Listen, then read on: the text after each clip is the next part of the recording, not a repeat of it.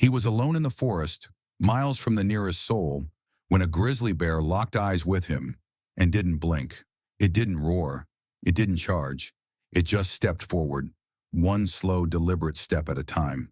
That's when he realized he wasn't a man in the wild anymore. He was prey.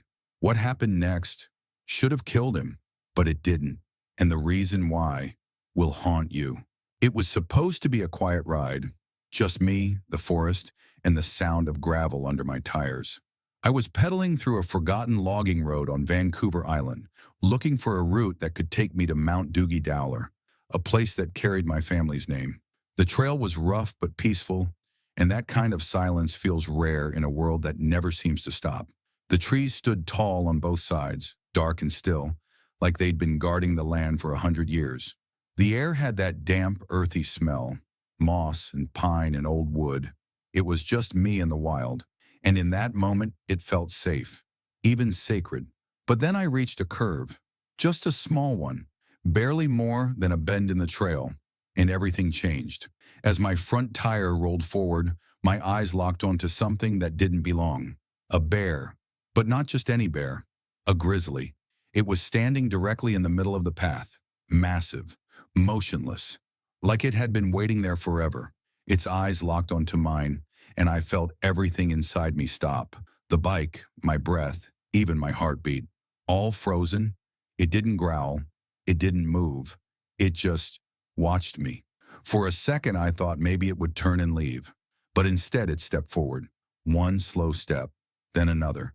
No rush, no sound, just the soft crunch of its weight pressing into the trail. I couldn't move. My legs were locked. The forest around me, once peaceful, now felt like it was holding its breath. The bike I had trusted felt like paper in my hands. My thoughts scattered. There was no plan, no logic, just fear. The space between us was shrinking, one slow step at a time. The forest didn't feel safe anymore. It felt like a trap, and in that silent, terrifying moment I realized I was no longer just a man in the wild. I was prey. The bear kept walking toward me. Slow, steady, sure. Every step sent a wave of cold through my chest. I knew I had only seconds. Not to run, not to escape, just to decide what to do with whatever time I had left. I took a slow breath and slid off the bike. My legs were shaking. My hands felt like they didn't belong to me. But somehow I managed to grab my hiking pole, the one I always carried, just in case. I held it out, trying to place it gently between the bear's eyes. Not to hurt it, just to stop it, to make it think. For a moment it felt like a line between us, a fragile, invisible shield. But the bear didn't care. It rolled its massive head, clamped its jaws on the pole, and tossed it away like it was nothing. I panicked. My brain screamed, "Give it something else." I tore off my backpack and threw it to the side. There was food in there, snacks, leftovers, and I hoped that maybe, just maybe, it would go for that instead of me. It didn't. The bear stepped past it, sniffed once, then turned back to me. And that's when it reached out, not to claw, not to swipe, but to poke me. Once, then again. The third time it hit harder. It wasn't curious anymore. It was testing me. I looked down at my bike, my last piece of defense, and hurled it toward the bear with both hands. The silence shattered. The grizzly lunged. It crossed the gap in a second and crashed into me like a truck. Its teeth sank into my side, deep between my ribs and hip. I couldn't even scream, just the sound of tearing like canvas ripping in the wind. Then, everything went sideways. Literally. The bear lifted me off the ground, and I was no longer standing. I was in its mouth. The moment my feet left the ground, everything changed. I wasn't a person anymore. I was weight, flesh, just something being carried. The grizzly had me in its jaws, clamped hard between my ribs and hip, and it was walking. Not rushing, not dragging, just calmly carrying me like it had done this before. My head hung down, my legs dangled. I could see the trail vanishing behind me, the broken outline of my bike still lying there, useless now. The forest was silent again, but now the silence wasn't peaceful. It was a kind of silence that felt final. I was in shock, but I could feel everything. The pain was blinding, sharp, hot, alive. The bear's teeth pressed so deep I could barely think. Every step it took sent a new wave of agony through my side. Then it reached the brush, a thicket off the trail, and laid me down. And that's when the real pain began. It pinned me with its massive weight, and I started thrashing. I tried to move, to crawl, to fight, but it was like being under a truck. Its claws dug in. Then it bit down on my thigh. Deep, deeper than anything should go. I felt it hit bone. I heard it, the sound of teeth grinding against my femur, like a dog chewing a bone. And in that moment, I stopped fighting. My mind went somewhere else, somewhere quieter. I thought of my wife, my kids. I thought about how stupid this trip had been, how selfish it was to come out here alone. And then I said goodbye to them, in my head, as calmly as I could, because I truly thought this was it, that I would bleed out here, that the last thing I'd ever hear would be my own bones breaking. But then, something cut through the pain, a flicker, a memory. I had a knife, a small pocket knife in my shorts. It wasn't much, but in a world that was falling apart, it was suddenly everything. The pain didn't stop. It just became part of the moment, like the trees or the sky. The bear was still on top of me, its breath hot and heavy, the sound of its chewing like fire in my ears. But under that weight, through that pain, one tiny thought started to grow. I had a knife, a pocket knife. Nothing big, just a short, foldable blade in the side of my shorts. 3 inches, maybe. It wasn't meant for this, but right now it was all I had. My hands weren't working properly. They felt numb and slow, but I forced them to move. 1 inch at a time. I dug beneath my body, feeling for the knife, praying I hadn't dropped it or lost it in the chaos. My fingers wrapped around it. I had it, but getting it open? That was the real battle. Pinned under the bear, shaking, bleeding. I used both hands, fumbling, slipping. I don't even know how I managed to flip the blade open, but I did. And then I struck. One stab, hard, right into the side of its neck. The blade was small, but it sank deep. The bear jerked its head up, and that's when I saw it. A stream of blood, hot and dark, pouring over my waist. It let go. Just like that. It stood over me for a moment, as if confused, then turned away.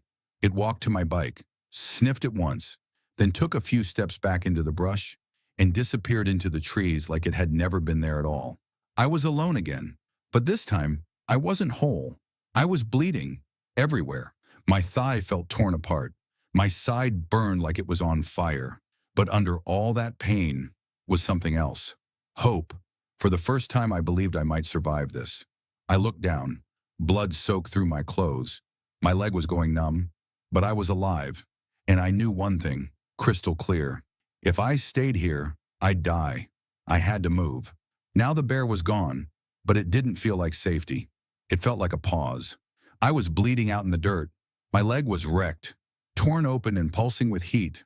My side burned with every breath, but the wild had gone quiet again, like it was watching, waiting to see what I'd do next. I looked down at my shirt. It was soaked in blood, not just stained, heavy. I knew what I had to do. I ripped the sleeve off and wrapped it tight around my thigh, pulled until I saw stars. A makeshift tourniquet, twisted until the pain in my hands matched the pain in my leg. It wasn't perfect, but it was the only reason I had a chance. Then came the hardest part, moving. I clawed at the ground, pushed through branches, dragged myself back toward the trail. Every inch was war. When I reached my bike, I didn't know if I could ride, but I got on. Somehow I got on. My left leg was useless, limp. I used my right leg to push. Just one leg, one foot, one spin of the pedal at a time, and I rode, not fast, not strong, but forward. Every rock jarred my wounds. Every breath was sharp. I was dizzy, lightheaded from the blood loss. My vision blurred. My body was fading, but I didn't stop. The forest stretched on, endless and cruel. For 45 minutes, I rode alone, not knowing if help was ahead or if I was just buying myself a slower death. Then I saw it. A cabin. A real cabin. I aimed for it, legs barely holding on, hands gripping the handlebars like lifelines. I hit the stairs, hard. The bike collapsed. I crashed forward, yelling, gasping, slamming my fists on the wood. Everything spun, everything dimmed. Then, a sound, a creak. The door opened. The door opened, and I collapsed into a stranger's world. 2 loggers stood there, stunned for just a second. Then chaos. They saw the blood, the shredded leg, the dirt crusted into my side, my face, my shirt soaked red. One of them dropped to his knees, yelling something. I couldn't hear. The other ran for a first aid kit. My vision was flickering like a broken film reel. In and out. Light, then dark. I felt hands press into my side. Hard. Pain shot through my body. Then more pressure on my leg, on my ribs, on my shoulder. Wherever the blood was pouring out, they were trying to stop it. I remember one of them gasping when he looked at my hip. I glanced down and saw it too. A piece of flesh torn open so deep you could see inside. Muscle, bone, and something else. A piece of my kidney, exposed. I turned my head and vomited. Someone called 911. They were shouting coordinates, trying to explain where we were. I could feel the panic in their voices. But I wasn't scared anymore. Just empty, like my body was unplugged from itself. Minutes passed, then rotor blades. A sound I'll never forget. The air ambulance landed in a storm of dust. Medics ran in. I heard plastic tear, scissors cut. Voices overlap. They opened bags, slapped gauze, wrapped tubes, needles in arms. One of them called out my blood pressure, low, too low. Then came the transfusion. On the wooden floor of that cabin, I got someone else's blood. Cold at first, then warm. The helicopter ride was fast, blades roaring above me, oxygen mask on my face. The ceiling blurred. I couldn't move, but I knew I was moving. Then, bright lights, people shouting names. A blur of blue gowns, gloves, beeping monitors. They counted my wounds. 60. That's what they said. 60. Some were deep, others were barely more than punctures. But they were everywhere. Then, surgery. 6.5 hours. I don't remember it. But I remember waking up. White ceiling. Stiff sheets. A heartbeat monitor beside me. I didn't know where I was or who had saved me, but I was alive. And that meant everything. Recovery doesn't begin with walking. It begins with stillness. With opening your eyes to a world that no longer works the way it used to. I woke up to a soft beep, then another. The air smelled like antiseptic and rubber gloves. My throat felt dry, my chest heavy. I blinked up at a white ceiling, and for a second I wasn't sure where I was, or if I'd made it. But then I saw a window, just a small one. The light looked like Vancouver, and I remembered 40 days. That's how long they kept me at Vancouver General. 40 days of tubes and beeping machines and white coats and whispering nurses. The first week I barely moved. Every inch of my body felt like it had been unstitched and sewn back together with fire. But even through the haze, I was grateful. Grateful to be breathing. Grateful to feel anything at all. On the 9th day, a doctor walked in and told me I might walk again. Might, not would. My nerves were damaged. My thigh was a war zone. But something in me refused to accept the might. I decided I would. The first time I stood, it felt like lifting a mountain. My legs shook. My hands gripped the bars like I was holding on to life itself. But I stood. Then I took a step. 1. Then 2. I didn't walk far, just across the room. But it felt like crossing the world. By day 24, I was walking on my own. Slow, careful, but walking. I could feel nerves waking up, little pulses in my leg that told me healing wasn't fast. But it was happening. It gave me hope, real hope. In February, I jogged again. Just 10 feet, in the parking lot. But I jogged. My wife cried. I almost did too. By September, I crossed a finish line. A half marathon. My legs burned, my lungs ached, but my heart had never felt stronger. That's when I knew something. This wasn't the end of the story. I had to go back to where it all happened, back to the forest. Because the only way through fear is through it, and I wasn't done yet. It's a strange thing to return to the place that nearly ended you. The forest looked the same, the trail, the trees, even the quiet, but something in me had changed forever. I stood at the edge of the bush behind my house. No bike this time, just boots, a jacket, and music in my ears. The same song on repeat, not because I loved it, but because it helped drown out the noise inside my head. The wind moved the trees gently. Nothing threatening, but my body stayed tense. The wild doesn't need to roar to remind you it's there. Every step I took felt like a question. Would the ground betray me again? Would something be waiting just around the bend? A bird flew overhead. My heart raced. Then, I saw them. Two black bears, far off, up a ridge, but close enough to recognize their shape. My breath caught. Instinct said freeze. But something else took over. The part of me that had lived, survived, fought. I yelled, loud, deep, from the chest. The bears turned, looked once, and ran. That was the moment I realized. I wasn't just afraid anymore. I was aware. The forest wasn't my enemy. It wasn't evil. It was just itself, wild. And in that wild, I had found the edge of what a body can take, what a soul can hold, and still, somehow return. There was guilt, of course. Pain, the kind you can't show on an x-ray. The memory of teeth and flesh. The sound of bones under pressure. But beneath it all was something stranger. Respect.